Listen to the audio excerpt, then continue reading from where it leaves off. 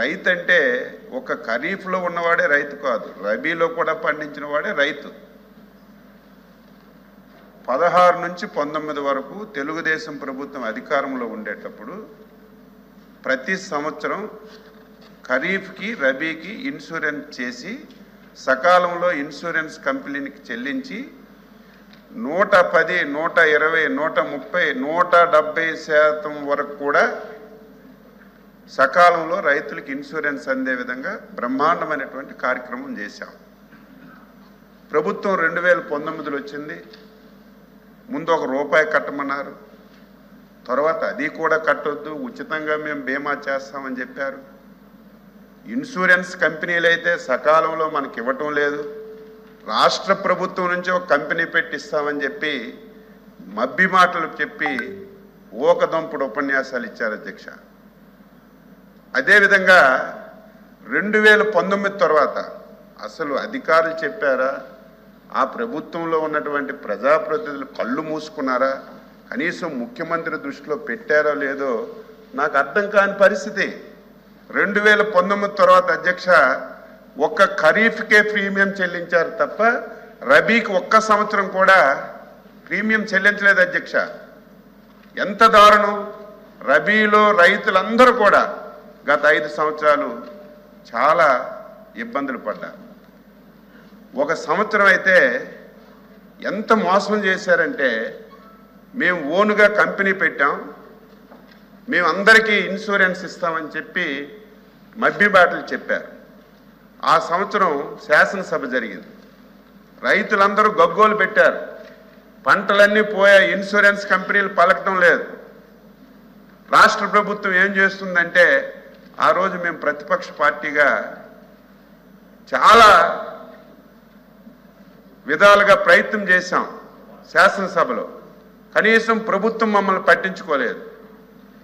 అప్పుడు మా నాయకులు ఎప్పుడు కూడా శాసనసభలో పోడియం దగ్గరికి వెళ్ళిన సందర్భాలే. ఫస్ట్ టైం రైతుల గురించి ఒక సంవత్సరం పోడియం దగ్గరికి వెళ్ళి పోడియంలో కూర్చుంటే ఆ రాత్రికి ఈ ఇన్సూరెన్స్ కంపెనీలకు డబ్బులు కట్టలేదు, మనం పెట్టినటువంటి కంపెనీకి కేంద్ర ప్రభుత్వం నుంచి పెర్మిషన్ రాలేదని చల్లగా సావు కబురు చెప్పారు అధ్యక్ష.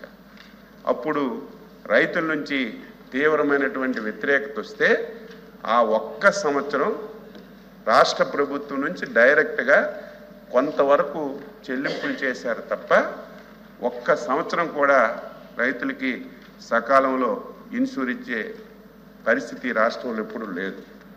ఈరోజు 2022-23 అధ్యక్ష రబీకి దాదాపుగా 465 కోట్ల రూపాయలు ఇప్పుడు మనం ఇన్సూరెన్స్ కంపెనీలకి ప్రీమియం చెల్లిస్తేనే ఒక 90,000 మందికి 105 కోట్ల రూపాయలు ప్రీమియం వచ్చే అవకాశం ఉంది, అది బాకీ ఉంది.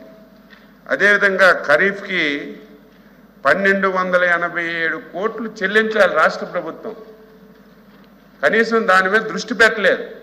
నేను మొన్న చూస్తే ఆశ్చర్యం వేసింది.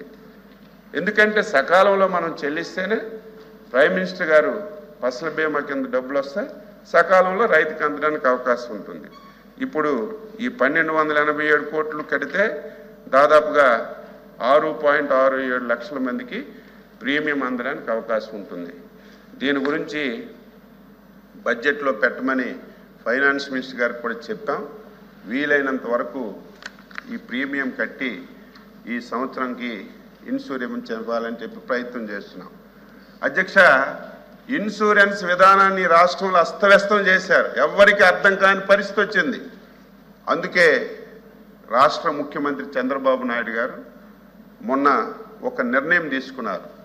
మన రాష్ట్రంలో ఇన్సూరెన్స్ పాలసీ విధానం దేశంలోనే ఒక బెస్ట్ విధానంగా ఉండాలి. దీనికి మీరు సబ్ కమిటీ చేస్తున్నాం, మీరు కూర్చొని మీరు అన్ని విధాల చర్చించి మంచి పాలసీ విధానం తీసుకురమ్మని చెప్పి మాకు సబ్ కమిటీ కూడా వేశారు అధ్యక్ష. నన్ను, ఫైనాన్స్ మినిస్టర్ని, నన్ను సివిల్ సప్లై మినిస్టర్ని వేశారు. మొన్ననే ఒక సమావేశం పెట్టుకున్నాం.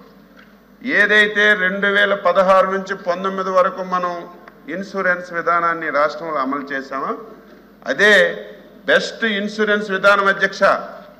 రైతులు ఉచితంగా కడతామని చెప్తున్నారు. 1 సంవత్సరం 1 పైసా ఇన్సూరెన్స్ రావడం లేదు. వాళ్ళకి మభ్య పెడుతున్నారు. రైతులు అంటున్నారు కనీసం మేము కట్టుకుంటాం, మాకు అవకాశం ఇవ్వండి. మీరు కడుతున్నారో లేదో తెలియదు, ప్రీమియం చెల్లిస్తున్నారో తెలియదు, పంటలు పోతే 1 పైసా రావడం లేదు అని తీవ్రమైనటువంటి ఆందోళన రైతులు చెందుతున్నారు. ఇప్పుడే మా రామ్ గోపాల్ రెడ్డి చెప్పినట్టుగా రైతులు ప్రీమియం కట్టడానికి సిద్ధంగా ఉన్నారు. మళ్ళీ ఆ విధానాన్నే తీసుకురావాలని పబ్లిక్ రైతుల కాంట్రిబ్యూషన్, ప్రధానమంత్రి ఫసల్ బీమా యోజన, రాష్ట్ర ప్రభుత్వం కలిసి ది బెస్ట్ పాలసీని మళ్ళీ తీసుకురావడానికి నిర్ణయం చేశాం. అయితే ఇంకొక ప్రశ్న వేశారు.